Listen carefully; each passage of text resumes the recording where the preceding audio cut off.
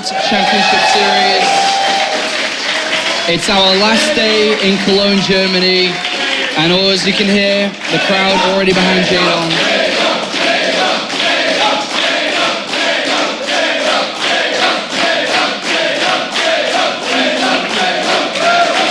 Jaedong begins his World Championship Series career tonight. Of course, he's going up against elfi, as you said, over there as well. Before we come to the guys over in here, we caught up with Jaedong a little bit earlier on for an interview based on what he's been up to and what he thinks about moving to America.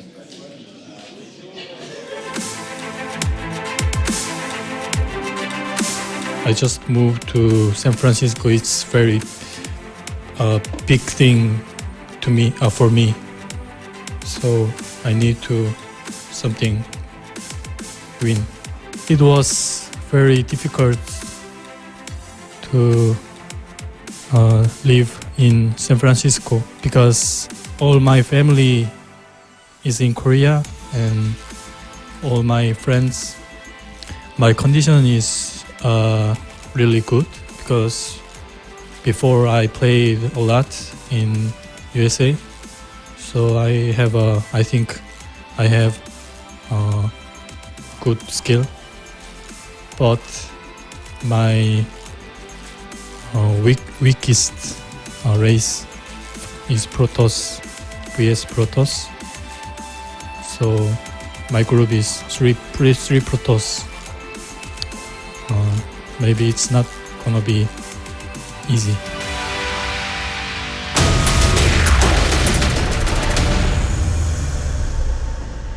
Jaedong, everybody. He's made a big life decision recently, boys. He's decided to pick up his life in Korea, to move to San Francisco to compete purely of focus on the World Championship Series. A massive commitment, Todd. Yeah, he wanted to live the American dream, and he's gonna have to go through some matches in Germany before achieving that. So, I mean, Jaedong, the guy's been around forever. He's had some tough times. There's been times where we didn't know what to really expect out of him. We have to think back, on the BlizzCon 2 years ago, where he really, really delivered, especially against Protoss, which back then already, was maybe his weakest matchup. So now he tells us Protoss is still his weakest matchup, but I have to think he's coming into this very, very well prepared, and I think he's going to be able to do well, or at least I hope so. Yeah, well prepared he must be. As in Group H, we have 3 Protoss players, which we've already seen 2 on the main stage before, but the one that we're going to see Jaedong going up against is going to be elfi. Here is Group H, the 4 players that are fighting just for 2 positions to go to Toronto. We've seen match number 1 of the day, and we're going to be looking at match number 2 now. This is the match that decides who goes through to the winners match, and of course, who goes down to the elimination game. Pig, in Jaedong versus elfi, I mean, let's look at it a little bit from elfi's side. I mean, we've talked a little bit about Jaedong. elfi not only has to fight, a game of StarCraft against a Zerg player, he's fighting against one of the most loved StarCraft II players of all time. Absolutely. It's no easy task to take on someone who's such a big name that's been around the scene for so many years, but elfi, he's a trickster Protoss. He's a very special style of play. I think if I can think back a few years, he was the first time I saw a Protoss make a probe pool work against a Zerg player. Literally pulled probes and killed the Zerg using them to buffer. He's got this crazy, unique understanding of the game, and I think he's well suited to maybe throwing Jaedong off balance with some of his weird plays. Yeah, and he had a great start to the season here, elfi. It's his first season since summer of 2013 in Premier League. He's attempted to qualify, and funny enough, we haven't really seen elfi around that much recently, but he's not gone anywhere. He's still playing in tournaments. He just hasn't had the results. He's finally back in the spotlight. He had a great challenger game. 3-2 victory over Targa. It's a great feat to land himself in the Premier League. Yeah, I think great's one word, weird is another, because I watched these games and I was very, very confused. Not as much as when I'm watching Has, but elfi goes from doing a pure 2-base all-in on 44 probes to rushing to 70 probes in the next game and just massing stalkers and attacking and winning. That was a little bit confusing, but overall, he's a guy that likes to play, pretty aggressive with big pushes to some extent. It's funny because ever since the Warcraft 3 days, because yes, he was a top Warcraft 3 player, he's known to have very low APM, but he's always made it work for himself, just with some effective actions, some good timings and builds. So it will be interesting to see how well he matches up against Jaedong, because this match is essentially a StarCraft legend against a guy who has his cat on his t-shirt. Well, the map pool for these three players, these two players, the three maps we're going to be going on to, of course, Coda and Echo are in there. I don't think we've seen many Citrus without them. I don't want to talk too much about them. I want to go straight into the first map here. So focusing on the first map of this best of three series, Iron Fortress, a map that we haven't seen too much about, Pig, but talk to us a little bit about how Protoss and Zerg play out on this map. Iron Fortress is a really curious map, Sean, in that this was actually Elfi's pick, but often Zerg players enjoy this map as well. One really characteristic feature of the map is the third base is very far away, quite hard to defend. Now, we have talked about how Elfi, he's very strong with his two-base timings, and it's also quite hard to defend that third base as the Zerg player, so he might have something in that 1 to 2 base range kind of in his pocket. It's also a map with some wide open areas in the middle of the map, so later on, the force fields don't get as much value. So I think we will be looking for Elfi to go for that early stage of the game. And one more note on Elfi's playstyle is he's not a Stargate Protoss. In PvZ, he's very gateway focused, very robo focused. I think he's always been that type of player as well, Todd. And recently, the Protoss versus Zerg meta, the way that this matchup plays, is very much so around gateway units. Little pressure at the start of the game, falling back to your 3 bases, and then looking for a big victory with a fight. So how does Elfi, how does his playstyle over the years suit to how this matchup is played from the Protoss side?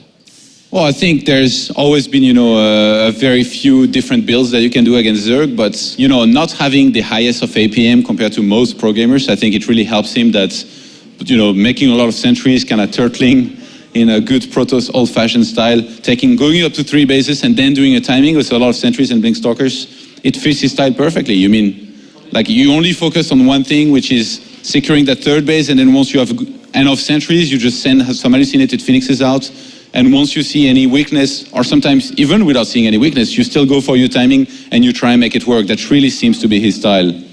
If you were up there, if you're in Jaedong's shoes, what would be the alarm bell going in your mind knowing that you're playing against Elfi? What are you looking out for? What are you expecting from this guy? If I was playing against Elfi, I would have looked at his games and I'd be saying, this guy throws out some crazy aggression sometimes some proxy gates, proxy Forge and Proxy Gateway he actually did in his first set against Targa. Now, as Jaedong, I actually think looking at his recent games, he's very well suited stylistically to playing against Elfi. Jaedong here, very focused on the Roach Hydra. We can see he's got some very nice statistics there. And lately, Roach Hydra Viper has been where he has thrived in his Zerg versus Protoss. Some recent games at Gfinity. His weakness is probably beyond that point. Often, if the Protoss can get the High Templar out to feed back the Vipers, his playstyle starts to stifle a little bit. I'm not sure if Elfi's going to go that late into the game, though. I think if I'm Jaedong here, I'm scouting a lot.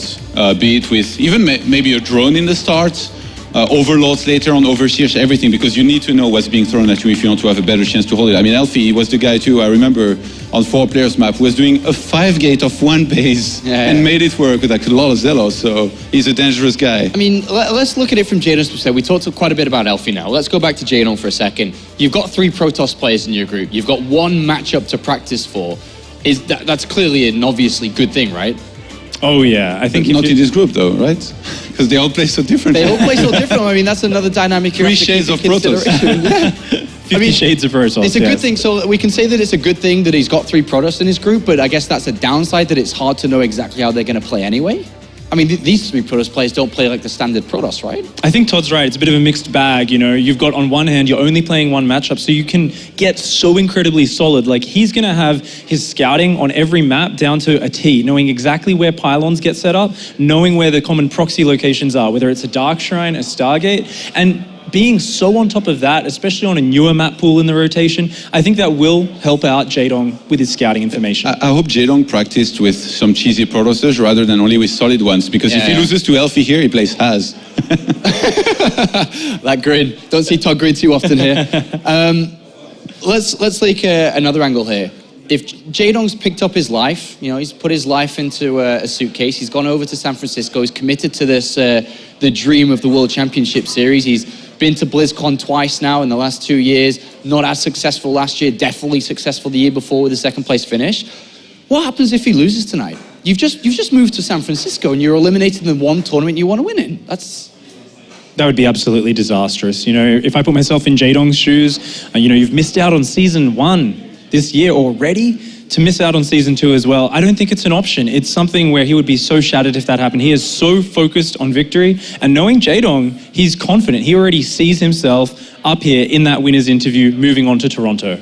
And he's experienced enough not to let anything get to him like that, right? I mean, this guy's been playing for 10 years. Yeah, I think so. I think mentally he's going to be very strong, but who knows? You know, if he loses to like some terrible cheese or all-ins here against elfi, again, he has to play Hast, and he's going to have to stay very calm and just keep playing his best throughout the day to get through this group. What type of, I mean, what are we going to see from elfi? We're going to see like him just come, you know, straight out the gate, super fast, super aggressive, like hitting Jaedong before Jaedong even know what's going on. That's elfi, right?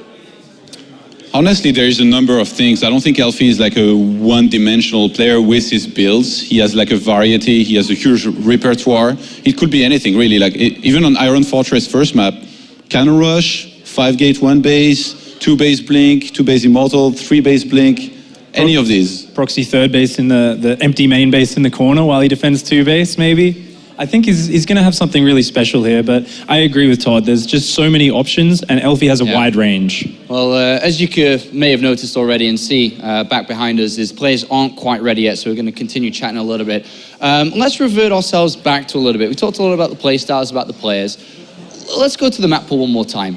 Iron Fortress, then Coda and Echo, the 2 maps, right? How important is the first map playing into this? I mean, Coda and Echo are maps that everyone's played hundreds, thousands of games on by now. Well, maybe not thousands, but hundreds of games on. Is Iron Fortress like the most important map here?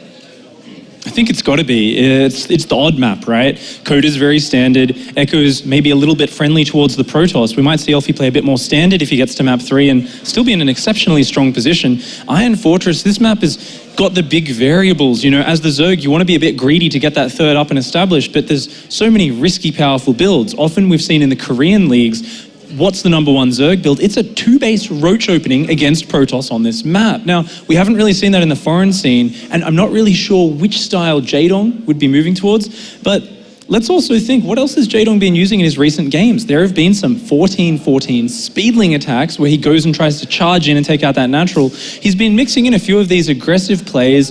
He's not playing 100% standard and solid, but is he going to bring that today in a match where he doesn't want to take risks?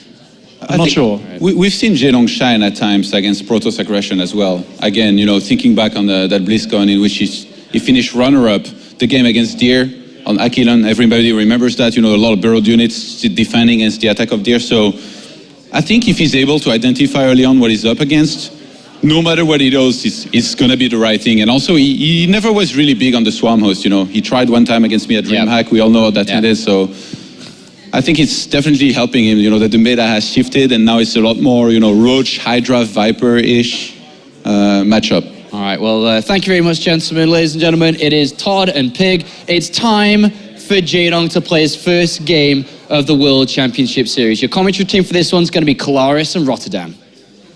All right, the Tyrant goes up against the Knight of Churinen. I'm pretty sure I pronounced that wrongly, but it's close enough, as we have elfi going up against Jaedong in the second series of the day. One clear, massive favorite going into this, but then one guy who is considered arguably the most dangerous player in WCS Europe Challenger.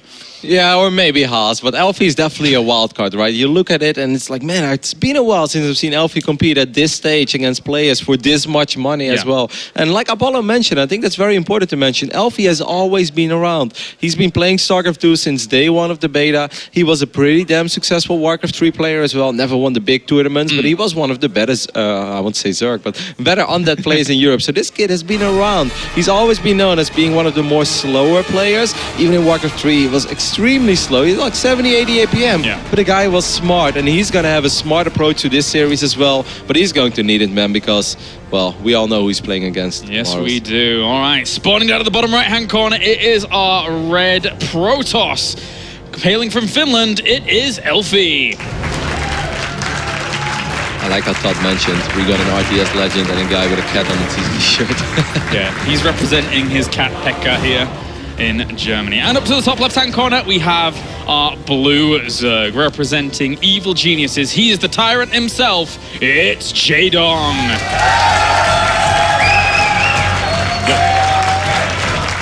very curious to see what we will see from elfi, because I completely agree with Pig. I don't think we're going to see Jaedong do anything too unorthodox over here. He's shown us as of late, he loves his roaches and hydras in this matchup. He loves that first strong timing with vipers, whether it's to abduct or it's for a couple of blinding clouds. But I do agree with Pig as well that if he doesn't kill the Protoss, or at least doesn't have an overwhelming advantage by then, that it's 4 bases against maybe 2 after he has broken the 3rd base, then Jaedong seems a little bit lost. Like, he's often just remaxing on more roaches. But if Protoss is on the 170, 180 supply, there are Colossus and High Templars and maybe even Storm on the field as well. Often that army just won't cut it anymore, and that's when you see the other Zerg players getting ready for their Brood Lords, and right after that they're getting ready for the Ultras, or the other way around. And if elfi can somehow survive to that stage in a game, I do give elfi a fair shot. But looking at the maps, and then in particular in this one, Iron Fortress, I have a very hard time imagining that elfi can stabilize on 3 bases with 180 supply, because out of the 3 maps they're playing over here, this is far and away the best Zerg map of the 3. I mean, hence, there is a reason why there is a big-ass Zerg symbol in the middle of the map. Yep, it's pretty good for them. I mean, all that being said, though, is there a future, is there a world where elfi does anything but a 2-base play on this map? Yes, there is, because against Targ, I believe he was on 3 bases as well, or maybe that was an extremely delayed 2-base. No, actually, I think that was a delayed 2-base. It could be... I mean, we're just speculating right now. I have no idea what elfi has in store for us. He's opening up with the gateway and even the core, so his nexus is not very quick over here, while Jaedong on the other end went hatch first, not showing any fear, but it's a 4-player map, so you can't be too surprised by that. He does have a very quick gas though, so he's going to open up with speed links. This is a large map. This of course means that it's easy to hide a probe somewhere, tuck it away in a corner of the map, and then suddenly you put on some 4 or 5 gateway aggression. Jaedong wants to open up with speed, wants to make sure he doesn't die to anything silly. With slow links, it's a little harder to check every single corner of a large map like Iron Fortress. Yeah, no surprises there. Jaedong will be on lockdown, not only against elfi here, but for a good majority of this group. I think he realizes all he has to do for the most part, I would say, unless he's going up against like Gung Fu Panda, who can play out really long, strong games against Zerg, can I just be safe, be sturdy, and then from there on, you're going to have the advantage 9 times out of 10 going into the later stages of the mid-game. He should. This is pretty frustrating for elfi, because he actually only saw one of the 2 potential 3rd base locations, so he doesn't know if there is another hatchery. Like, he knows there is not one over there, but that spot, that could very well be a hatchery. Of course, he's expecting a hatch in the natural, but he doesn't know that by now, and that's frustrating for him. What he also doesn't know is if there was Zergling speed on the way or not, and there was, but it's cancelled, and Jaedong is taking a note out of Hydra's playbook over here, and he's going for Burrow. Now, I don't mind this that much, but I do kind of mind it against elfi, because elfi is not really known as the guy who's like, you know what, as long as I stabilize on 3 bases, I'm going to be fine against Jaedong over here. Like, no, elfi's not the favorite. So Jaedong, he's playing with fire over here a tiny bit. Burrow can be great. Oh god, he's not going to have Zergling speed. If elfi puts on gateway aggression, Jaedong will be forced to defend with slow links. Yeah. Like, Jaedong, this is a play you make against SOS or Parting, but I don't recommend it against elfi. No, this could be a bit difficult. This drone hasn't also seen this pylon at all down towards this bottom location. The Overlord actually just positioning itself for a defensive manner, but not actually able to get all the information. This is so funny. I'm watching this with a huge smile on my face, because it can still play out in so many different ways. But if elfi would know what we know right now, he would just laugh, and he would laugh straight to the bank. He would start whopping in some Stalkers, and Stalkers can kite slow Zerglings for days. Did he see it? Oh, he did see it. Well, I mean, all in all, that was really good control there by Jaedong to actually save all of those Zerglings and actually kill off the Zealot. I would warp in Stalkers over here.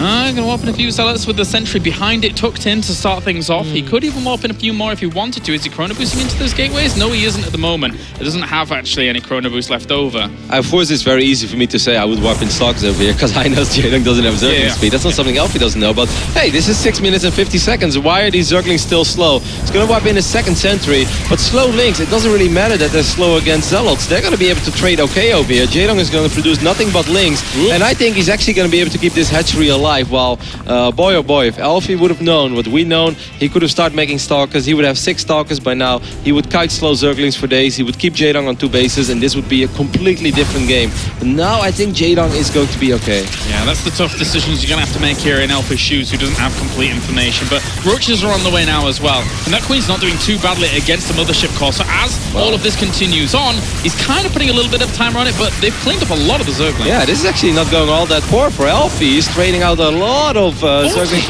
He's going to get Queen as well. Double force with him. That Zealot is going to complete the Hog of Love, at least if you are a Protoss player. He's going to wipe in a few more Zealots. There are Roaches on the field, so I still think Jaedong will keep this hatch alive.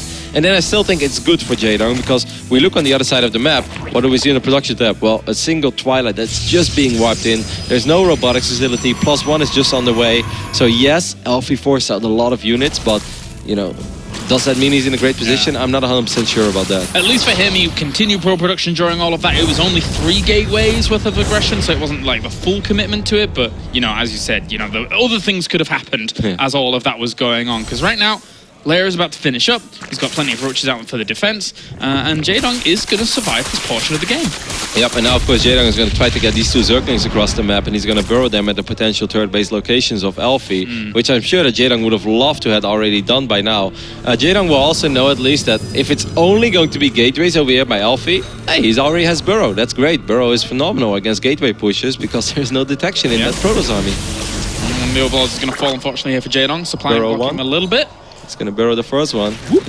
And the other one's going to end up heading up to north. I'm not sure if that one's going to be in time. That's a little bit too late. And Jaedong is going to be kind of sad about that. He could have got there if he'd have separated up the links. I know. That's a little bit sloppy. He sent both Zerglings to that south side. While if he would have sent 1-1, I think he would have been able to get the block. And if he would have had that Zergling, like, that's a small thing right now, but if he would have had that Zergling burrowed over there, then elfi's plan of going up to 3 bases would be out of the window. There is no way he would ever wait for that. He would have to warp in a pylon, has to wait 40 seconds, then a cannon has to finish off, or he has to wait until he has an observer. Either way, it would have been extremely late.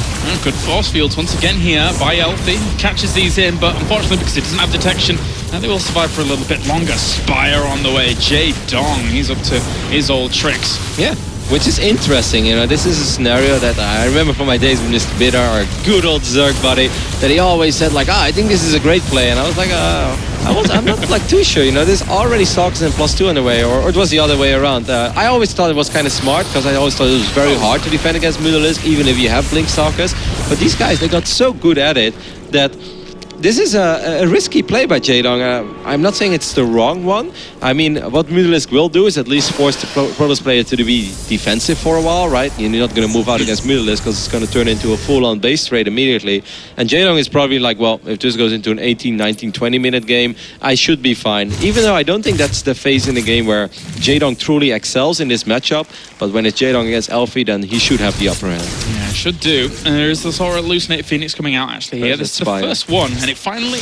Oh my god, he didn't see it. That's so unfortunate for elfi. He's sending out 2 more Phoenixes, I believe, almost immediately. Important. Yeah, it's very important that he spots this, because it's 11 Mutalisk already, and if you spot this, by the time the Mutalisk starts ravaging your probes, you're going to have a much harder time than when he's going to spot it right now, and he can at least put a couple of Stalkers in position. I don't think it would be wise to warp into Stargates, because I think by the time you have your first 2 Phoenixes out, the guy's going to have 16 to 18 Mutalisk. So if I was elfi, I would just warp in cannons, get Stalkers in defensive positions. No, he's going to get double Stargate. Interesting. Okay. All right then, well he's got to kick him pretty quickly because at the moment cannons are going to have to go down as well to buy a little bit of time before all this starts. Even +1 weapons for air here for elfi. I mean, if elfi gets 4 Phoenixes out, then of course he's going to be okay. But I'm pretty worried that he's going to take a lot of damage before those Phoenixes are out. And once they are out, like Phoenixes are absolutely phenomenal against Mutalisk, don't get me wrong.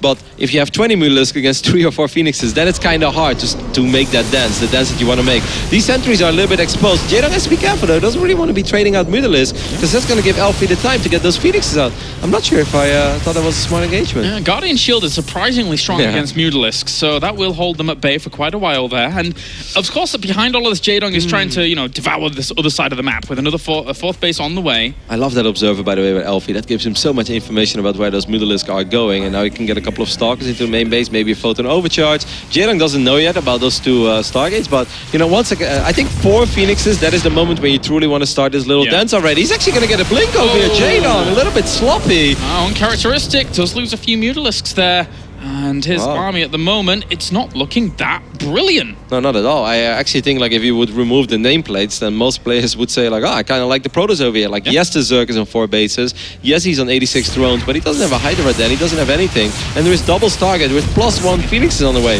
+1 Phoenixes do terrible, terrible things to Mutalisk, James. Oh, yes, they do. It's going to be very, very difficult. Not gone for a Fleet Beacon, not gone for Anion Pulse Crystals just yet here has elfi, but the Phoenix do pretty well for themselves against all of this. I mean, he's gonna have 6 Phoenixes soon, and it's just like happy hunting days, man. The hunting season has opened over here. Still not revealed, man. Still not revealed. Jaedong is probably like, oh, okay, this is going all right. I'm keeping him at home, but soon, and he's still making Mudalisk as well. Like, if Jaedong now already had something else going on behind this, then I would say, like, maybe this is not all that bad. He's at least getting standing defenses, but there are a lot of Blink Stalkers, there are a lot of Immortals.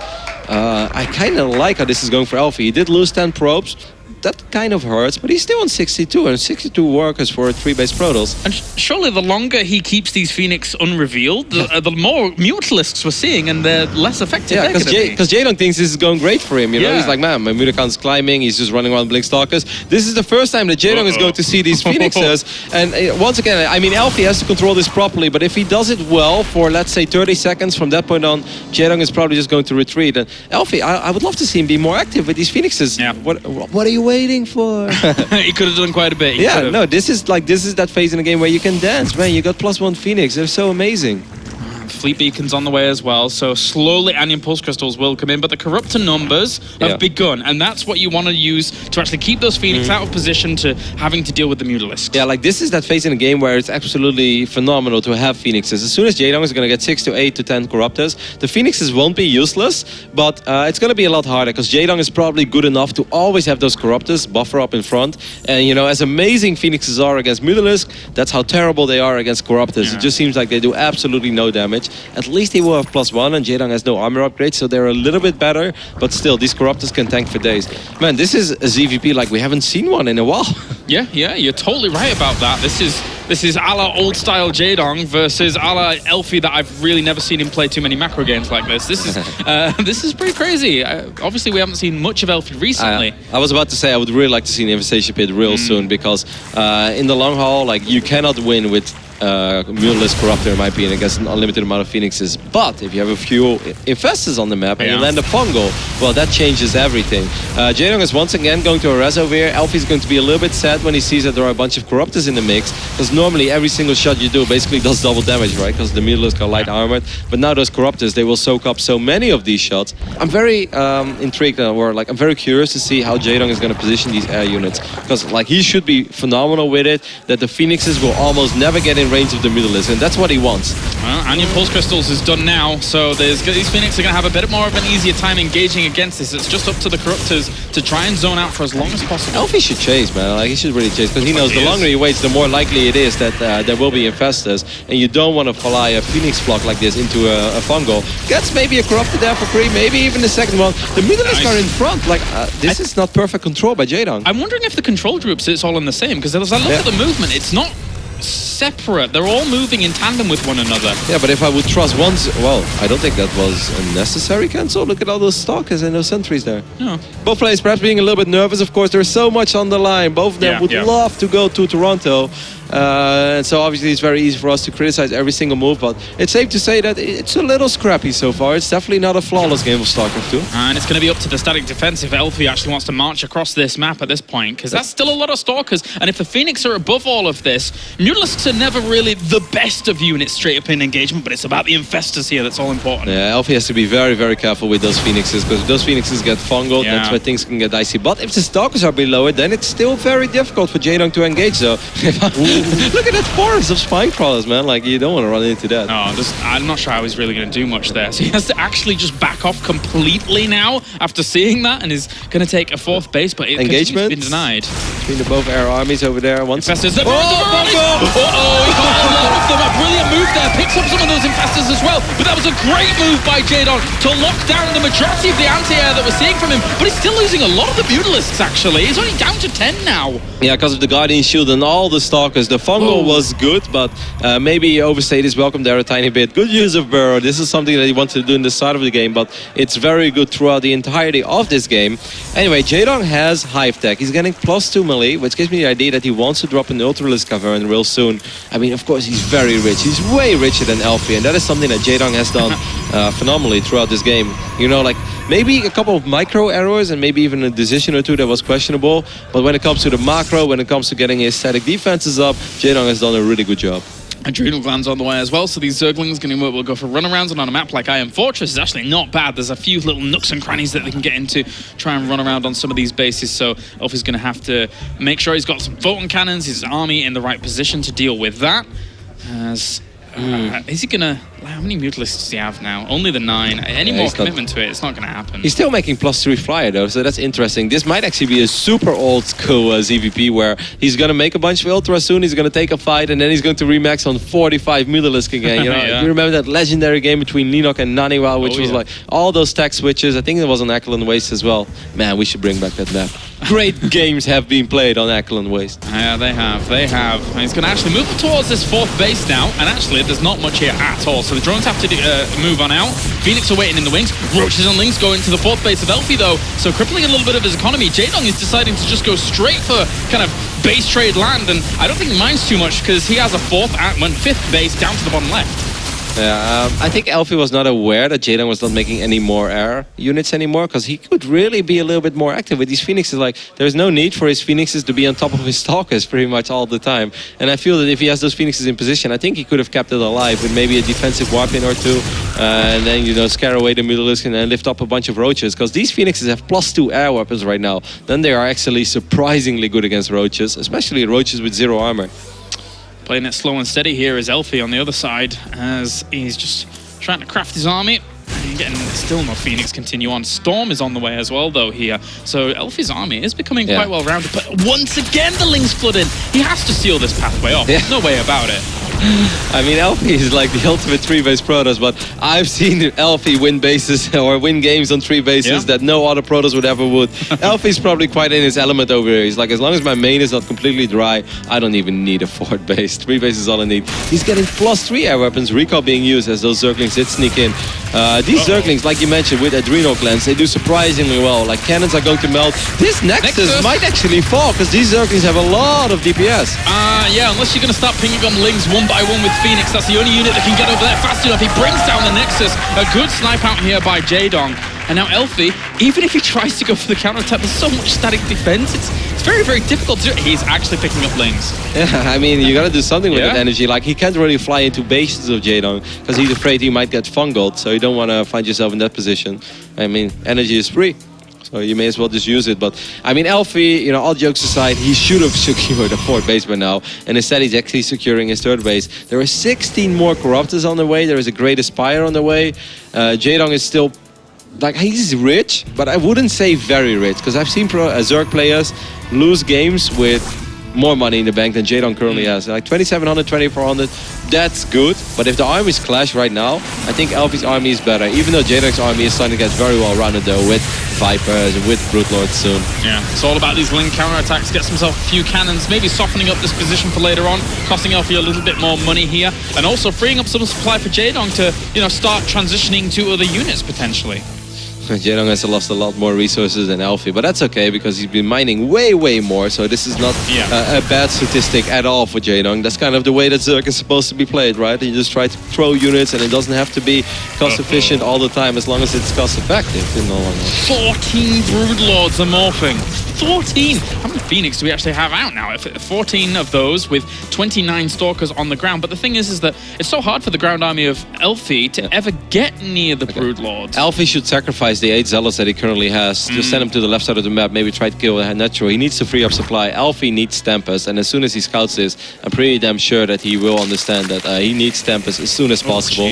Tempest are, you know, not the one-shot Broodlord unit that it used to be. Well, it used to be 3 shots, but they're still just very good. If you face Broodlords, you still want to get Tempest. Elfi's actually getting a second Robo. He's misreading this a little bit. He's worried about Ultralisk. Well, what he should be worried about is Fungals. Yeah, that too. Catching all of those Phoenix there, and he's going to trade off a little bit, but I mean, for the amount of investment that is, Tempest are now on the way after all of this has been revealed, but is it too late here? Iron Fortress is a pretty big map. He's on 2 Stargates. Like, Tempest actually built surprisingly quick. Carriers take forever. Like, if you build a carrier right now, it will pop when Legacy of the Void is released. But Tempest, you know, they're actually, you can produce them relatively quick, especially if you have a little bit of Chrono Boost saved up. So, as bad as it is to lose those Phoenixes against the Mutalisk, like obviously you'd rather get rid of the Zealots, at least he freed up supply and at least he starts building Tempest. Yeah, looks like Jaden's not going to press the issue. He's just going to sit back with those Broodlords for now, but he's got another 4 in production. So he's going up to around 21 Broodlords, which, yeah, it's not often you see that, and even just slowly marching this forest across. The march of the Spinecrawl. Oh, jeez. After you see that. Okay, Elfie's going to sacrifice the Zealots as well. He's going to see if there's a hatchery on the left side. There is not. Oh, sorry, good guy. buddy. There's just no place for him. No. It's like I'm never invited. Talk about the third wheel at the Spinecrawler party. That's him.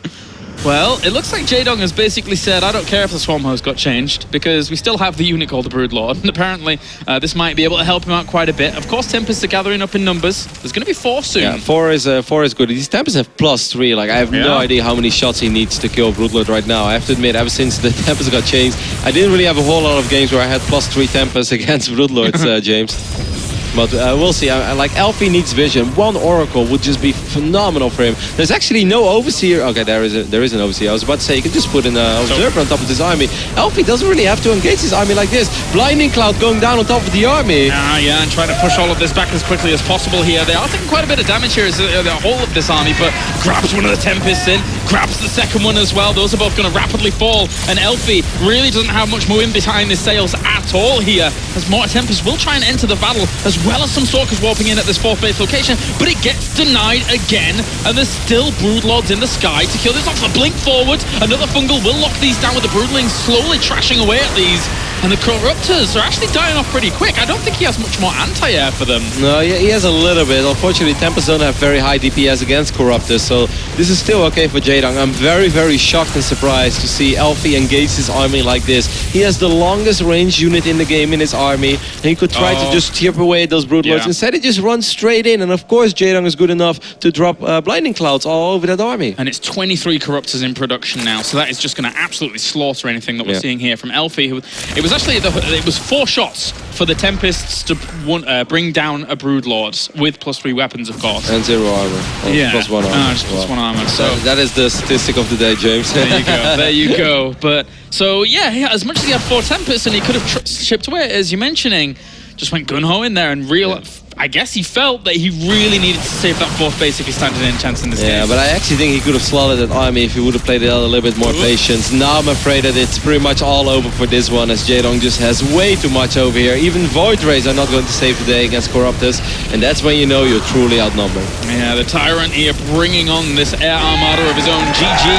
Jaedong will take game number 1 here in this best of 3.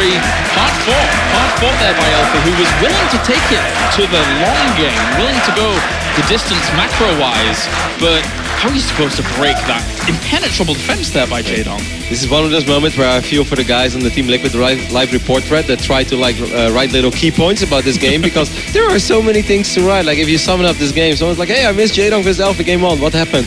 Well, it started off with speed cancel into Burrow, but he couldn't actually deny the third Nexus. Then it was into Mutalisk, into Phoenix, and just a lot of very weird, strange things happened. Yeah. This is not how most ZVPs look like in this day and age of StarCraft II, but it was a very fun game, a very entertaining game. But I think Elfi had a couple of missed opportunities there. I think he could have done better than he did. He got himself in an okay position at a certain point. Of course, props to Jaedong's crazy macro, the creep spread. You know, we know that he's capable of that. But it doesn't change the fact that at a certain point, his army was quite weak, and I really think that Elfi could have done more with the position he was in. Yeah, I think so as well. Well, that does it for game number 1. I'm expecting Elfi to come out of the gate swinging for the next game, that's for sure. We're going to take a short break, and when we're back, it's going to be game number 2 here at the World Championship Series between Jaedong and Elfi.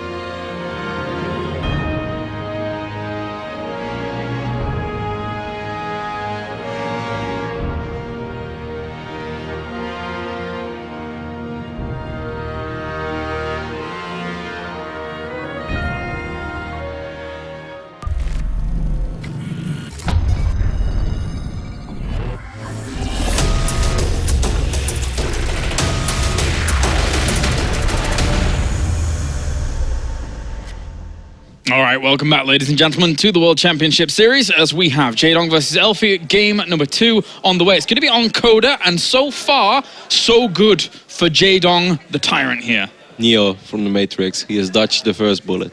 Actually, he was the guy shooting bullets with his fingers. Yes, he was. He landed a couple. It was an entertaining game 1. It was definitely not a flawless game 1. You know, if you want to be overly critical of every single StarCraft II game you watch, that is not like the highest skill game of the season, but it was a very entertaining game, and that is also very important. We'll see if Jaedong is going to be maybe a little more polished in game number 2, as it's going to be played on Coda. I'm still shocked. Above all, like, take everything about from that first game and we forget about it. The fact that I'm most surprised by is that Jaedong goes for a cancel Zergling speed into Borrow against a player like elfi. That gives me the idea that Jaedong hasn't really done specifically his homework for the type of players that he's playing. It's a good point. It is a good point to raise. Let's get into it though. Game number 2, as we have spawning up to the top left-hand corner. It is our blue Zerg representing evil geniuses. It is Jaedong.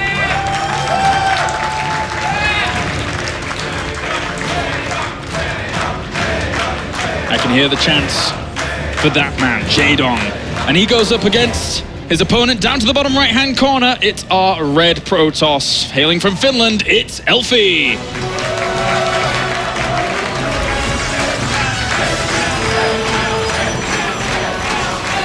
I have to admit, I've always been secretly a little bit of a fan of elfi, man. Like, Funka was showing us the APM tap a little bit in the start of this game. We can see that elfi is blazing up his keyboard. Wow, he's actually... that's faster. Yeah, he's broken up 100, not bad. It's no secret for me, I've always been a fan of elfi, man. He has been the crazy little daredevil that he has been for all of these years. And being able to make it to Premier again, it's nice to see him. But obviously, a lot of people are happy once again to see Jaedong here, actually being able to blaze through himself potentially into that round of 16. And if you see him in Toronto, if a lot of the fans over there get to see the Dong in Toronto, then...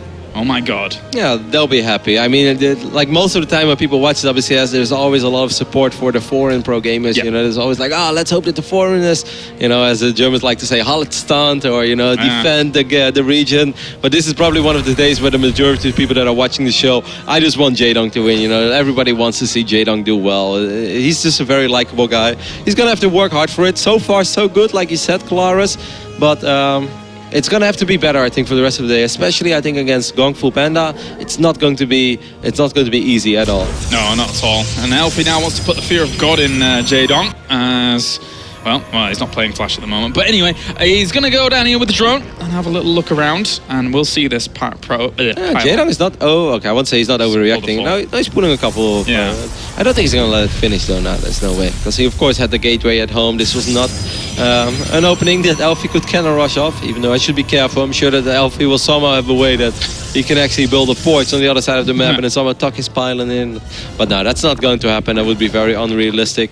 Forced a small respawn out of Jaedong there. Jaedong losing a little bit of mining time, but overall, I don't think that was a very big deal for Jaedong. Next is on the way for elfi, double gas behind that, so quite standard. Obviously, he just went for the gateway and has cut a slight corner than the previous game, of course, that he did go for that 7-8 score before the Nexus. So for elfi, let's see how this is going to play out. I'm still expecting a 2-base player or something like that to come out here from elfi at some point. Coda is not the worst map to try to go up to 3 bases though. I think it's very important for Jaedong that he closes out the series right here and right now. The score is 1-0. If he wins this one, we're done. If elfi somehow wins Coda, the final map of this series is going to be played on Echo, and I think that's by far and away the best Protoss map of the maps that we will see in this map, and most of the time we'll see in general on WCS. So...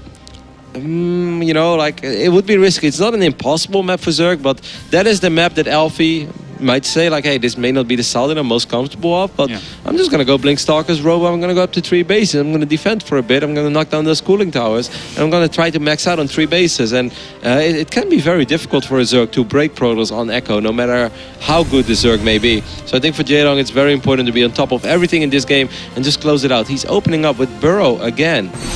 So just really wants to limit. And I think in this particular game, he will not mess up on being able to block that in an early fashion in comparison to the previous one, because of course that was a slight oversight in the first game, and he could have really caused elfi a lot of problems and slowed him down dramatically. But at the same time, I also think that if elfi would take a look at the replay or the build order over here, it'd be like, man, I should have just four-gated him. Like, just four-gate of 2 base. Doesn't have to be a 1 base four-gate, but just 2 base four-gate pressure. He's gonna have the time of his life. He can kite those slow Zerglings 4 days. He can deny creep tumors. He can keep Jaedong on 2 bases.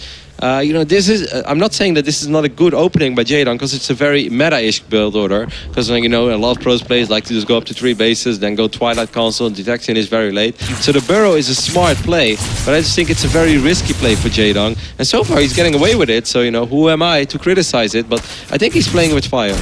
Run on away for now. It doesn't have a pylon or probe out here at any point, so as much as Jaedong is totally on lockdown, there's not really much aggression coming along. Likewise, Jaedong sees how many gateways are at the front here with this Overlord that he has positioned just above the wall, and hasn't really got full scout off into the main just yet, but if he were to get in there and see a forge, he'd know what's up. Yeah, I mean, there is already a Zergling burrowed at the 3rd base of elfi. Elfi's going to be very unhappy when he realizes that he can't go up to 3 bases when he wants to. He's like, man, I finally tried to macro for once in my life, and then, it's access denied over here. I think this is something that's going to be more and more popular in PvZ, but we also saw it backfire just the other day. In case you guys missed it, of course, it's hard to watch every single WCS broadcast, but Hydra used pretty much this exact opening against Liu Bao. And, once again, this is a moment like, did I misclick? No, I didn't misclick. No, it's actually really bad. But anyways, like, Hydra did it against Liu Bao, and it makes a lot of sense, because Liu Bao is known for his sentries, his blink stalkers, and his relatively late robo. So it worked out great for Hydra in game number 2. But when he tried it again in game number 3, Liu Bao was just like, well, if he's going to try to do this again, let's just four-gate. Double Roach War, maybe Roach Speed and Tunnel and Claws at the same time. It's in such a wacky place as well. It's a bait. It's like, kill the Roach One, you win the game. And then it's like, haha, got the backup Roach One. Special tactics. Well, going to kill off one of the Overlords in front of the wall, over down towards the natural. And finally, this cannon will be able to clean this up so he can get his 3rd base. But a weird little build here from Jaedong, if it is intentional. I can only imagine it is, considering the positioning of it. No, it's definitely intentional. Yeah. So I guess tunneling claws and all that good stuff, and then just try and break all of these locations. So it's very important that elfi has just dropped his robotics facility, because that is key, because there is a chance over here, or at least that is in the line of expectation when people make 2 roach warrants, that they will build a lot of roaches. Tunneling claws is going to start immediately. He's going to get access to that 40-50 seconds quicker. Now Coda is a map where normally Protoss players rely on force fields to an extreme degree. You have a little bit of your army here, you have a little bit of your army there, you get a couple of cannons, and then you just force field.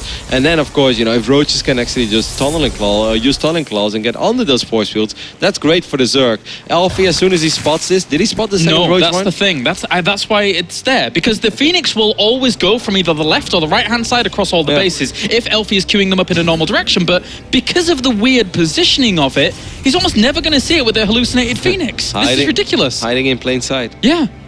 Crazy stuff from Jaedong. This is actually so cool. Yeah. And, like elfi's even getting an observer here first, while the only unit that elfi should be getting right now is the Immortal. He needs a lot of them. Like 1 Zealot, 3 Stalkers, and a bunch of sentries. He does have 3 cannons. That's going to help out a little bit. But Jaedong is going to have an overwhelming amount of roaches. And the thing is, he'll never expect tunneling claws, because he sees the roach war in the normal one that he saw just again, and he didn't see it wiggling. So he was like, well, okay, it's just clear reconstitution. But now that these roaches are about to hit, that's a lot of power, and then they're going to have tunneling claws eventually if he kills off all these photon cannons. It's definitely something that's going to be in the back of his mind when he sees this amount of roaches. And sees the little spines now as well. Yeah, so like he's going to know, and he knows that he's going to need Immortals. He's getting 2 more cannons. I think that's very smart, but that doesn't take away that this is going to be a very, very, very difficult hold. Look at the army supply. It's 100 against 43. I see you, but I don't know whether he's going to have the easiest time against it. Time warps them, realizing now that he has been actually caught. The force fields could have caught in a little, or at least slowed them down a little bit longer there. But now he's going to have to evacuate out, because those force fields are actually slowing his army down completely to get back towards to defend this 3rd base. Okay, he should drop a new wave of force fields so the roaches can unburrow. He's got to keep dropping them. Dropping them. Somehow get back into your main base here. He's losing a few of these sentries at the front. The burrow keeps on going. Jaedong, the shark, is not going to let up as he kills off a few more of these stalkers at the front. There's not that much firepower here left over for elfi. He's actually on power 2 of the gateways as well, so that's going to slow the production time. And no, he can't get out. And Blink is not ready yet, so this is very frustrating for elfi. He could just take the Nexus. He could just take the Nexus if he wants to. I mean, this is his army's going to come along once again. but here comes the burrow. Jaedong is going absolutely crazy with these roach burrow moves and bringing even more roaches to the front. Yeah, he has to make up his mind real soon because the immortal count is climbing, and as soon as there are 3 immortals, that's where things can get a little bit dicey. Jaedong is running around, he's shooting at the Nexus, even avoiding these cannon shots. He's gonna get the Nexus, he's gonna use Tunneling Claws again. That's a good snipe, and this is that moment where he really needs to start picking up immortals as well. Roach is coming in from the back as well here, and Jaedong is looking to kill off the rest of this army here from elfi. The 3 immortals at the back are doing massive work. One of them was in range to get focused down, and I don't know whether or not it's going to be enough here for Jaedong just yet. That's actually not bad at all by elfi. He's even going to go for the forward blink. He did lose 15 probes and a Nexus in the process, but in the end he holds, and that's a remarkable hold. That's really not easy. Very, very well done by the Finnish player. Of course, he took some losses, but you know, that's almost inevitable when the guy's throwing 200 supply of roaches at you at the 12-minute mark. Man, that's a crazy hold by elfi. That was very well done. I can't emphasize enough on how difficult it is to do that, because I know if I would have been in that position, James, you know, it would have ended roughly 90 seconds ago from now on, and I would have complained about the cost of roaches. Well, the 3rd immortal just popped now with the +3 weapons on the way, but at the same time he's got to deal not only with these roaches, but the Hydralisk follow-up. 4th base is going down for Jaedong behind this. elfi needs to see this army though. That's so unfortunate. Like, elfi actually has done so great, but he's not expecting these roaches to be on this side of the map right now. This army has gone completely undetected. This is the first time that elfi spots it. I think he's going to ignore it, maybe, but that's going to be difficult though. There are 13 Hydras on the way. Yeah, he has recall, but he can't even recall to this Nexus because it's not finished. So a bit of a brutal situation here for elfi. Really got caught with his pants down, unfortunately, and now, well, they find the second roach for him, but that's not really going to matter. At least he's killing off some of the Hydras to start things. Every single Hydra he can get over here, that would be great for him. Army supply is 106 against 81, but the upgrades, we have +3 on the way for elfi. Okay, this roach counterattack is actually brilliant by Jaedong. I thought he was going to bring these roaches home, but he's going to kill everything in the natural. So this is going to be another wild game. This group so far, James, is not disappointing. No, that's all. Extra roach horns being thrown down by Jaedong, so all he can make is Hydralisk. He's actually going to engage into this. This is the Mothership Core, and one of those immortals is very, very low. Force fielding all of this in. Yeah, elfi was obviously looking at home over here because he's probably wiping in units on the high ground, because he not only lost the Mothership Core, he lost a few sentries there as well. And force fields are extremely important because of those Hydras that are out on the map. He has killed 80, almost 40 drones over here. Oh, he's going to take out 2 out of 3 bases as well. Got himself +1. He could get the Hydralisk down as well. And also, you know, killing off a lot of the income here of Jaedong. This game has pretty much been flipped on its head. I kind of like it for elfi. You know, he's down 17 army supply, but he's going to have +3 Blink Stalkers with Immortals and Sentries against a 0-0 Roach Hydra army. But Jaedong is going to try to sandwich this army. And that is absolutely a phenomenal play, because he knows that elfi has a lot of units stuck in his main base. It's still going to be difficult, though, because this is an army that you have to respect. And he has to sync this up perfectly. But if he does, I think this is almost Jaedong's only chance to win this game. He has a good potential line of force fields. Here comes the burrow in, though. Jaedong has to bring down those immortals. The first one is going to fall. The units from the backside aren't coming in at just the right time to be able to sync up with this. And all the roaches at the front have died off here. elfi, with the play, with the counter-attack, after desperately holding on, is going to be able to push Jaedong away here. Yeah, it was a little bit too late. It was a little bit out of sync. Very, very hard to execute that over there for Jaedong. And it seems like our Finnish Protoss player elfi, with his +3 Blink Stalkers, had an absolutely great hold against a ridiculous amount of roaches. He's going to even things up. GG. elfi takes game number 2.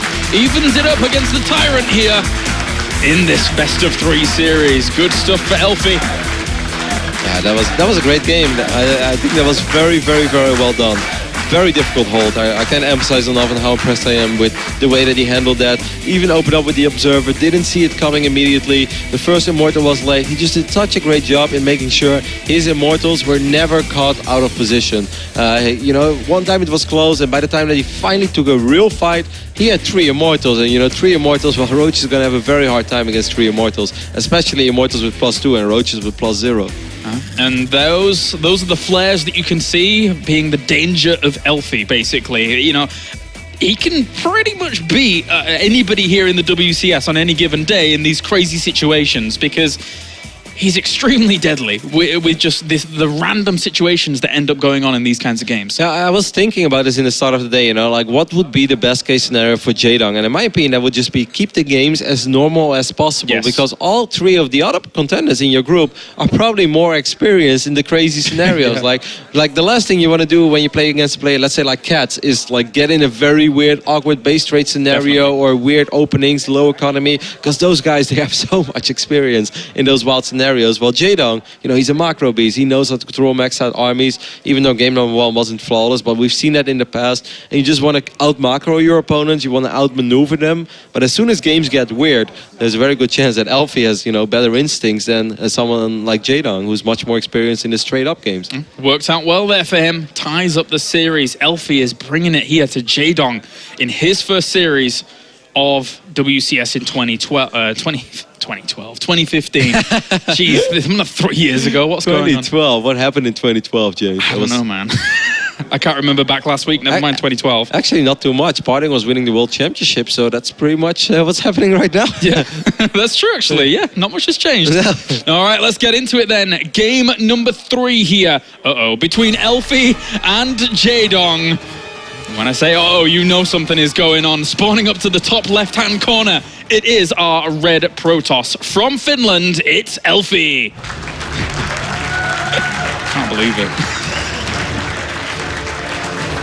And down to the bottom right-hand corner, he's about to face off against something a little bit more interesting than the previous 2 games. It is our blue Zerg representing evil geniuses. It is Jaedong. Well, Echo is the best macro map out of the 3 for elfi, but it seems like he has different plans for that. For now, Jaedong has gone hedge first in both games. My. And elfi, well, he's going to bring out some special tactics over here, as of course everybody already noticed that there was a probe making its way across the map.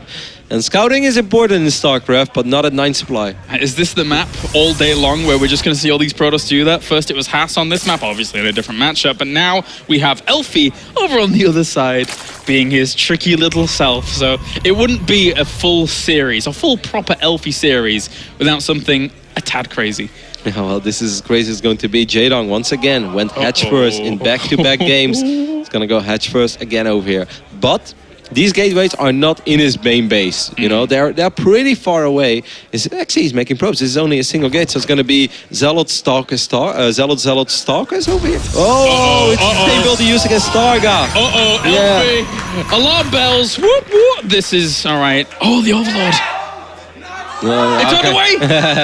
This is like when you were young and you were playing games with your mom and she was like hiding Easter eggs. He's like, yeah, hot, cold, hot. Running to the living room. Where is that Easter egg? And that's like how Jaedong is playing this right now. He's like, why did that probe come from that direction, Jaedong? This is... And he doesn't see it at the moment. This is not looking good. Like, I'm actually not exactly sure how elfi wants to execute this. Jaedong is going to spot it here, but the Zealot is going to protect the cannons that will go up. Normally you just pull drones, but you can't pull drones when there's a Zealot there, unless he pulls everything. But once again, elfi is going to be king in this scenario. And with the placement of the cannons, it doesn't matter if he was to run by and try and do something else, because they're in such a place that will stop these kind of run-bys to try and do anything. So the drone has escaped out, actually. Yeah, that's very good. And exactly. That's very, very important that there is one drone out on the map. At least I thought so. Jaedong likes to disagree with me. He's like, no, I don't need this drone out on the map. Where's he going? Okay, so both Proxy of them hatch. are going to escape. It looks like maybe Proxy. I wouldn't mind that. Like, we've seen that many times as well, being used by Live, for instance. Whenever people try to counter rush him, he just proxies a hatch on the other side of the map. But there are 2 Zealots in the main base of Jaedong. They're doing a little bit of work. 8 Zerglings are about to pop, though, especially on creep. They should be able to get a very nice surround. elfi does not want to lose these Zealots right now. No, not at all. You don't want to step on creep. Jaedong's control is very, very good with these Zerglings, so he does have to be careful.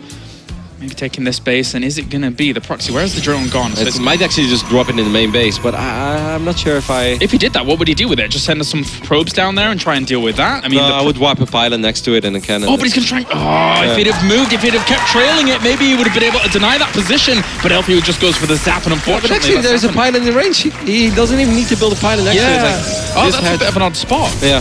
This is not good. And now there are 4 zealots. That's actually not enough for those 8 zerglings. I think this is going very well for elfi, man. Like, once again, these are weird scenarios where I'm sure that elfi has more experience with this build than Jaedong has. Yeah, Roach Warren is behind this, and so far the Zealots have not been able to spot that, but it's not going to be kept secret for very long. As the Zealots do move forward, they do see the building behind it. He has to expect it it's a Roach Warren by now. Alright, so the work account, currently 18 probes against 16 drones for Jaedong. He's also mining gas. He restarted the hatchery in another location, forcing the production of a pylon, but he also cancelled the he also cannon. cancelled the cannon. Jaedong should have waited, I think, until the cannon was done. Alright, well, now, once again, heads on in here with the Zealots. The Roaches will be able to fend this off eventually. Yeah, I mean, like, Jaedong is not gonna die over here, but eventually he might die in the long run, because what is the follow-up plan? How is he ever going to expand? This is the only drone that he has out on the map. That drone is not going to... actually, no, he has one more. I would have really loved to see Jaedong maybe just get a different base, but then again, how is he supposed to defend that base when there are 2 cannons? You know, when there are 2 cannons at the bottom of his ramp, so he can't really, like, send any reinforcements. He's getting burrow now. Okay, this is just getting a little bit crazy, because I suppose if he didn't have any cannons near the mineral line... he wants this hatch to finish and then just get roaches out immediately and then burrow roaches into the mineral line, so make sure that they never die. But very, very risky play. Like, Jaedong is investing so incredibly much into this, and I don't think he's gonna get any worth of his investment, man. There's no plus EV over here, Kalaris. No, not at all. Here's a mothership core as well, and how is it... Surely, somehow, some way, elfi has to try and detect this, because if it doesn't have... it's only 2 roaches. Yeah, like, what's the worst thing that's going to happen over here for elfi? He's going to lose maybe 3-4 probes. Wait, is he going to kill these before Burrow even finishes? There's only... No, I don't think he's going to be able to kill it, but like, elfi should just get 1 cannon in his mineral line, and then he's going to be fine. Okay, he's leaving it. He's leaving it down to the bottom left. He only has 2 roaches. Like, this was expensive for Jaedong. Very, very expensive. Very, you're right. And now, this one's going to retreat on out. And he wanted to burrow in the natural, I think, trying to block any expand from elfi. But like, this is elfi's playground, man. He has control of the entire map. Yeah, Jaedong has 1 drone out. He's probably very confused about what he should be doing. And elfi's probably like, hey, this is going quite well for me. Yeah. He's thinking about all the extra money he's going to earn when does he have warp gate? No, he doesn't have warp gate. Actually, Jaedong has enough roaches at home now to break out, and that is nice. That is something that Jaedong can definitely work with, because this is a high volume of roaches that's going to at least clear the natural, which will allow Jaedong to eventually expand. Jaedong is also going to try to counterattack, but there is a Stargate on the way, and 1 Void Ray should shut it down. It's very important for Jaedong that he starts making drones right now. Okay, I'm surprised by the Oracle investment. But Jaedong needs drones. Don't make any roaches anymore, Jaedong. You have enough roaches to try to do some work with, but it's very important that Jaedong is going to get as many drones out as possible. Hatchery's on the way behind this now for Jaedong, so there is the potential that this can try and stabilize into some weird situation where 10 minutes into the game, both players try and expand and keep on going, but... Yeah, so the hatchery in the end, in the long run, was actually very smart by Jaedong, because yes, it was a big investment, but it forced elfi to pay attention to what's going on in his main base, rather than trying to keep up the contain, and it allowed Jaedong to break out of the contain. So it was a very smart play by Jaedong. I was worried that he was really going to try to squeeze out as many roaches as possible in the main base and put all of his eggs in 1 basket, but the real basket was actually at home, so it turned out to be a very smart play by Jaedong. And he's grabbing himself a spore crawler in his main base as well as the 2 queens that are there, so it should be okay to deal with the Oracle that's on the way. Yeah, I'm very surprised that the Oracle was the first unit to come out over here by elfi. I think it was like, he's just taking a risk. He's like, well, let's hope that the guy doesn't have a spore crawler and I will be able to pick up a bunch of drones, but that target got scouted, so it's very unlikely. Really good crisis management overall by Jaedong, right? Considering how everything's gone on. Absolutely, that was very smart. And the Oracle now going to fly in. There's plenty of anti-air to greet this, so not going to do much at all. elfi, he's going to have to somehow solve this puzzle. He's walking down into the roaches. He doesn't realize they're there. They pop out, focus down the sentry as quickly as possible. A great little bit of focus fire there from Jaedong to make sure that he can actually just try and walk up this ramp with no difference at all, but... Yeah, that was great. Absolutely great. Jaedong, it's very funny because Todd even mentioned in the start of this series, we all remember like that's like Todd's favorite game of all time, Deer versus Jaedong and Eckland Waste. And that was a little bit like that. Great burrow play there by Jaedong. Gets 2 sentries and a stalker, I believe, that he got over there for free. And of course, he's making it harder and harder for elfi to take his expense. So, you know, Jaedong is just returning the favor over here. It's like, hey, you were trying to prevent me from expanding. Well, let's see how much fun it is when it's happening on the other side of the map. And unless elfi is able to win out this game, he falls down to the elimination match where he would play against Haas. And For a lot of people coming into this group, that's something that they've been wanting, but we're not there just yet. Elfi's going to try and stick this out. He's got his robo facility on the way. Expansion goes down, but Jaedong has extended a fantastic lead here. This is so funny. If like Punka could take a look at the main base of Elfi over here and then just zoom out a little bit, like this is AI hard right here. Like, like if you watch two computers play against each other, this is pretty much how their base looks. Anyway, Elfi is marching across the map, and that's something that Jaedong has to worry about a tiny bit. But he has Hydralisk on the way, and Hydralisk are so damn good against everything that Elfi has on the map right now. Yeah, it is. And Elfi is slowly moving across the map to, I suppose, try and find some damage anywhere. A third base cancel would be great for him in this situation, but... You know, I'm so happy that this group is living up to the expectations. Everybody thought it was going to be ridiculous, and in a weird way that if we would have seen standard StarCraft today, people would have been disappointed. They're like, hey, I expected some crazy shenanigans, and why am I watching like Blinkstalker 3 base every single game? But so far, this is everything that people expected. Like, even just this picture at the 14-minute mark, there is an Oracle and 2 Void Rays denying a third base. Oh, no cancel either. Ooh. Okay, that's definitely something that Elfi needed. Elfi needed to get some momentum in this game. Bye-bye. Sets to recall out. Yeah, Robo Bay is on the way, even though no threat to him whatsoever, but he's just happy to go back home and make sure he's okay. Because I guess, you know, he doesn't have a wall up front, he doesn't really have much defense at the front, so it's kind of a little bit scary to leave yourself open. Extremely important snipe though, because if Jaedong is able to just saturate that base, goes up to like a high 60, maybe low 70 amount of drones, and then only produces roaches and hydras, it's going to be so hard for Elfi to ever go up to 3 bases. But now that, you know, that's a little bit less of an issue for Elfi over here. He has bought a lot of time for himself. He's going to get Colossus out, and I don't think that Jaedong is ever going to get a fight against Colossus without Viper, so he's going to have to really sing this one out in the long haul. And that Oracle that we were questioning in the start of the game, that is a very weird position of a Spore Crawler, Jaedong. Yeah, it's not really working out too well. Ooh, one more shot and you will be mincemeat, but we'll be able to just flee on out here. For the people who wonder, like, why would Jaedong ever put a Spore over there? It's because Oracle's late game, they often just like, they idle at the side of an extractor and then just kill 3 drones and then they fly away, kill 3 drones. So this is of course an answer to that, but then it is important that you have enough anti-air in the main mineral line, otherwise the Oracle will just ignore the drones that are mining from the extractor. Really need to Colossus out to deal with this small army, but I don't think it can really break up there at all anyway. Spire goes down for Jaedong behind this, and once again the Oracle comes in and the Spore Crawler, he tried to reposition, bless him, but it wasn't the best. Are we going to see Roach Hydra Corruptor over here? Like, is this Wings of Liberty? I guess so. I guess so. Right now, I mean... But there are Void Rays out already. Does he know that it is the Robo Bay follow-up? Yeah, he does. So he knows what he should be crafting to deal with, at least. I think a Muda's Whisk is very risky because Jaedong is not rich at all, and there is a Stargate, and there are already a couple of random cannons scattered across the main base. Oh, Oracle died. Oracle just went down to the Queen as well as a few Hydras there. Definitely was worth the investment though for Elfi. Not only did it give him detection early on when he needed it the most to actually expand, he got a lot of work done with it. It's going to be Mutalisk. I'm very surprised. I mean, of course, you know, the greatest quote Naniwa ever gave us was, if I was a Mutalisk, I would like to meet a Void Ray. And that is true, but there's already a Stargate. If Elfi spots this in time, he's going to start producing Phoenixes, and this is going to get very tricky for Jaedong. It's not double Stargate this time. Like, Elfi, you've got the energy you need to scout, you need to see what army you're facing. Yeah, definitely. Needs to know what the positioning is as well. He's moving out into the middle of the map here. Okay, he spots a Muda. Okay, so I don't... Uh-oh, he's just gonna go. I don't think he... Yeah, he's just gonna go. He sees the Mutalisk and he's like, well, okay, I don't have really anything to deal with that at the moment. Misclick over here, but Jaedong loses 5-6 units for free. Army supply dead even, but the Mutalisks, they're already just gonna fly into the main base, start ravaging everything. It's up to Elfi now. We're going back into another base trade, basically, Rotterdam. Yeah, I have absolutely no idea how to feel about this. Like, Jaedong is obviously doing a lot of economic damage at home, but he's gonna lose his bases at rapid speed. If I was Elfi, I would warp in Stalkers in my natural. I wouldn't... Okay, well, there are... he has cannons. He needs to bring those sentries to the ramp, because there are Roaches and Hydras counterattacking as well. But Elfi's army is stronger in a straight-up engagement. I think Elfi's army is quite a bit stronger. Does he have enough anti-air? Yeah, he should have. Okay. Yeah, way more than enough. I think Elfi's winning this game, Colaris. Oh, Guardian Shield's very important. He's actually walking into this army. What's going on? The Hydra Roaches just killed a Colossus. How did that happen? Well, he took down a little bit of the power here of Elfi's army. There's still 55 Hydras play against 58. He's lost both of his Nexus.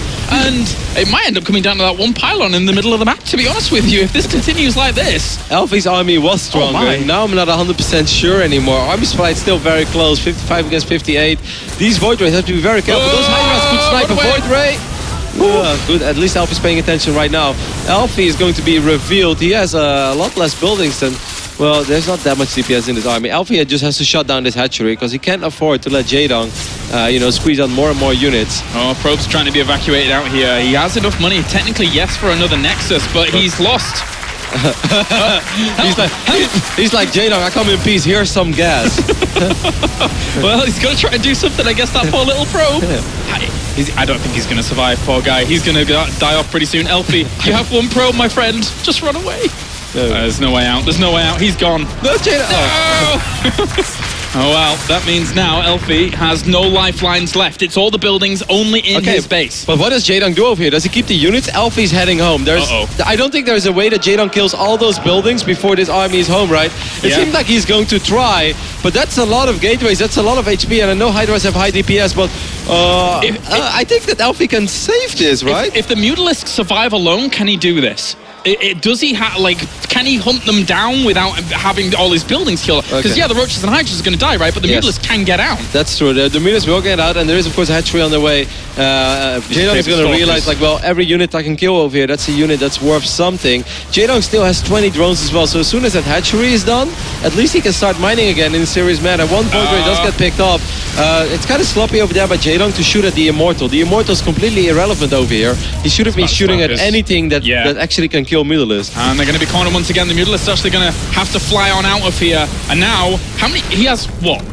2 gateways. Can Elfi split up his army and kill that hatchery? I don't think so. Yeah, I think so. You think? Yes, let's say 3 Stalkers, 1 Void Ray, and then 2 Sentries, and then 1 Sentry, and then 3 Stalkers and 1 Void Ray. I think that's enough to fight 8... Yeah, that's enough to fight 8 Mutalisks. I'm convinced. Oh, this is crazy stuff. At least the one big advantage Jaedong has is if he can keep this base alive and actually have a spawn. Okay, but Elfi's bringing everything, and that's not what he should be doing. No. He has to think very carefully about how he wants to split up his army over here. Elfi, you have a Mothership Core, but you can't recall to anything. No. Get some Mutalisk, maybe. Where are the Hydralisks going? They're trying to sneak around the back. Okay, I don't like... Oh, okay. Elfi, you have to reconsider this, Elfi. This is not the moment. Oh, those Hydras, they've snuck up there. He's way far away. He has not done a... Is he going to get eliminated over here? I actually think that this... I think so. Oh, the Mutalisks actually going for a Void Ray, actually keeping one of them alive. Also, every single engagement he takes, if the Mutalisks are able to get damage done and then run away and regen, how is he supposed to deal with this? He's actually going to go into the engagement here with the Stalkers. Yeah, I mean, it's a sporty engagement there by Elfi. Elfi's ravaging everything on the other side of the map, though. That changes everything. Those Zealots are doing some serious work. Is Elfi still going to save this? He has 2 buildings, but these Mutalisks are not going to kill it. And Jaedong has just lost all of his drones. I won't say he could have burrowed, but there is an Observer in the mix as well. Oh, God, Elfi, those Zealots. He's got a lot of minerals still left over, though. Hat-trick to the top right-hand side. He's going to kill this and then still not reveal him. Yeah, the Mutalisks are going to kill these Zealots and the Mothership Core. Oh, my God. I think that might be it. That might be the nail in the coffin because he can't keep dancing around the map like this all the time. He's only got 1 gateway and a Stargate. Yeah, and he doesn't have that much NTR anymore. Well, he's like, guys, he's like, I've lost all my friends. This happens every single time I'm going out with Sam. Like, I just lose all my friends. this game. Like, look at Elfi's army right now. Let's say he leaves at home. Well, like losing that 1 Void Ray was so deadly. He lost 2 Stalkers and 1 Void Ray. If he gets a Mutalisk, that would be great. Imagine if he had Blink in this game. It would help so much. Just these small little differences, but he spots his army. That's very important. So now he knows. Yeah, I have to do something because otherwise... Jaedong still has production facilities, by the way. He's getting 1 more hatchery in his initial turret. But does Jaedong still have a production facility? Because I think he was dropping creep. He's spreading creep in his main base. Oh, Colossus! Oh no, you've wandered into the wrong neighborhood, my friend. Well, don't lose the Mutalisks though. Otherwise, that was not worth it. Can we take a look at Roach Warren's about to die. Can we take a look at Jaedong's main base real quick? Yeah, it's about to die, the Roach Warren. He wasn't spreading creep on it. Hydralisk Den is still there, but he has no gas, really. That's true. So... And he lost most of his drones. He has some drones, but he lost most of them. I mean, normally then this should still be Jaedong's game. Oh, spawning Spawn as well. In a straight-up engagement, like this army, Elfi can't kill all the buildings before these Mutalisks kill the last 2 buildings of Elfi. But the thing is, he can... I don't know. Like, oh my God, Jaedong just lost the Mutalisk. He's so careful. The thing is that even if he goes back and starts working on the Zerglings, like, he needs to get to the health, not the shield. So he needs to keep constantly threatening. The Colossus is over there. Yeah, I think Jaedong is going to do it over here, Claris. That gateway is going to die, and with Zerglings and Mutalisk... He's going to sacrifice on it. He's just going to go for it. Okay, it's risky. That is a bold maneuver, but it should be enough. No, he's ignoring the Zerglings. He can't do it. He can't do it right now. I think... Elfi would have destroyed the Mutalisk, I feel. It's a really hard call to make. It's a crazy call to make. So now Colossus run. Jaedong is going to find the Colossus instead. Run, no! You've got 31 kills, you've done so well, but you have no anti-air. Okay, this is very important, by the way, for Elfi. Oh, he's fanning out to find it. Hey, Elfi only took 60 real damage on his Stargate, so those shields will regenerate slowly but steady. Oh my. Wait. Oh, there is 6 drones still. There is 6 drones. I was looking at his minerals and I saw 5 and okay, he's even going to be able to save that drone for now. Colossus is gone. He saves the drone. Every little bit counts here, Jaedong. You know what I think would have been a brilliant play for Jaedong, and that's obviously not something you're thinking about right now, but if he would have left one Mutalisk on the top side of the map, then he could have just fly in every now and then and hit that Stargate so the shields won't regenerate. That's true. Because he just did 600 damage to the last building of Elfi, but now it's regenerating shields again. And obviously that's something that like you only see when you're not actually playing this game. yeah. Oh, okay, now he might be able to do some real damage on it. There we go, shields are gone. Is good. Yep, this is great already. Yeah, really good stuff. Now we're just going to dart on out once again. And as this continues on, Jaedong has a little bit of income here. There you go, GG. Elfi knows he is done. Jaedong is able to take the victory after a ballistic series here. Absolutely crazy stuff. Going for Panda in the audience as well, looking at this like, man, like what do you take away from a series like that? Not a whole lot. Jaedong is victorious. And wow. Crazy stuff. We expected these games from Elfi to be fast and furious and crazy all over the place. But he really brought the fight to Jaedong. I mean, it's almost impossible to summon up that series. It was pretty ridiculous, but very entertaining, very enjoyable. And Elfi, I think you can be pretty proud of that series. Like, it was wild. I think he got in a good position, and it was bad, and it got good again. Like, it's almost impossible to summon up that series, but it was just very fun to watch. But he will fall down to the lower bracket, where he will go up against Haas, and, well, that is probably a PvP series for the ages as well. Yeah, I'm not sure I'll be able to contain myself. All right, so, of course, we have our 2 games decided. Jaedong going up against Kung Fu Panda, and obviously Elfi going up against Haas. How this series, even this group shapes up. I mean, a lot of people expected Jaedong and people like Kung Fu Panda to be in that winners match coming up, of course. And now there is the volatility on the way. I mean, this was what the people were hoping for. As soon as we saw the group drawing, we looked at Group H and we were like, haha, that's going to be awesome. But sometimes it's just too well to own and there are short, uninspiring 2-base all-ins. But these were the type of games that people were hoping for. That, of course, we were expecting a little bit, but you never know if it can live up to the hype. And I think so far, well, you know, this is StarCraft, you know, in an alternate universe. It's lived up to it, but for now we can head over to the analysis desk with our winner. Moving on to the winner's match, it is Jaedong.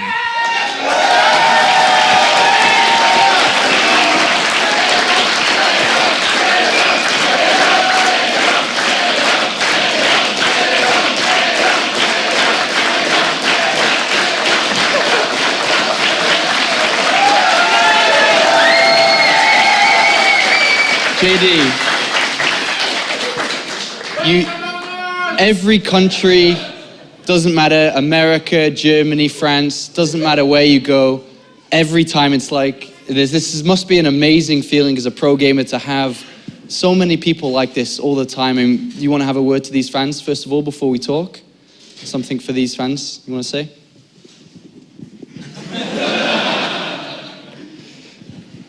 I'm not win yet. It's just first game win.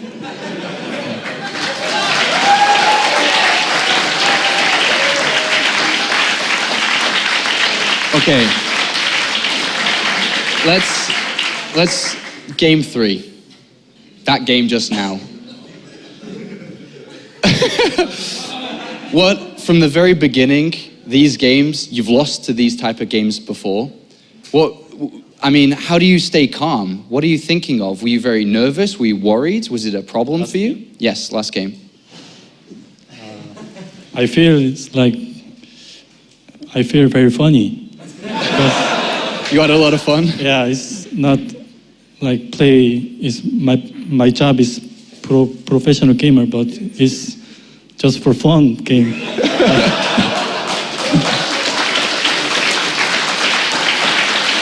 At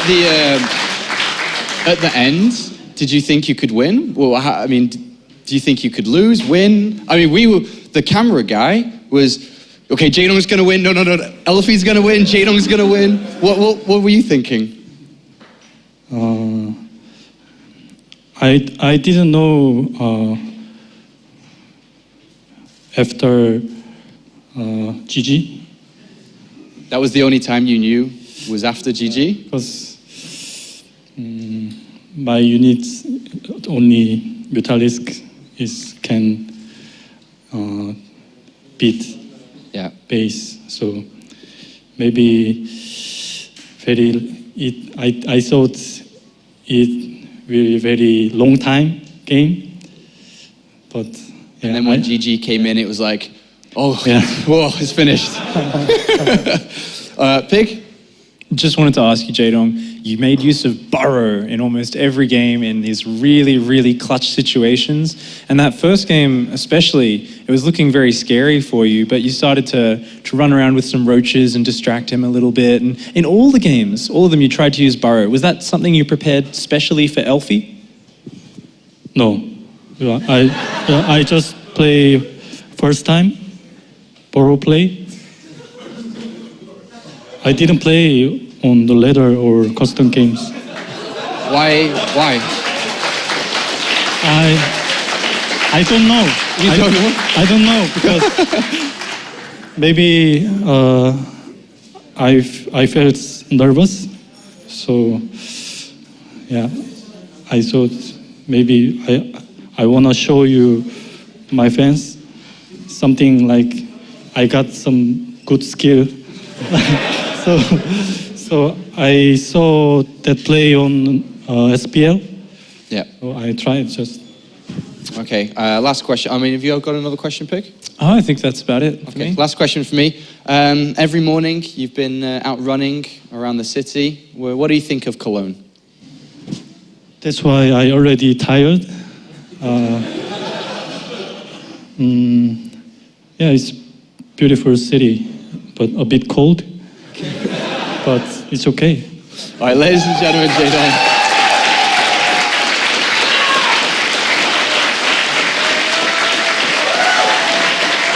Jaedong moves to the winners match of Group H here and will fight for a flight to Canada in the season finals, and we'll be playing up against Kung Fu Panda. We can take a look at the bracket here. As we can see, that is confirmed. The lower bracket match is a match that Kolaris has been waiting to cast for a very long time. It's Elfi versus Haz in a Protoss versus Protoss that nobody knows what is going to happen. How many oracles? We're going to see how many proxy gateways, structures, stargates we'll see. So when we come back from the break, don't go anywhere because this one is going to be a fun one.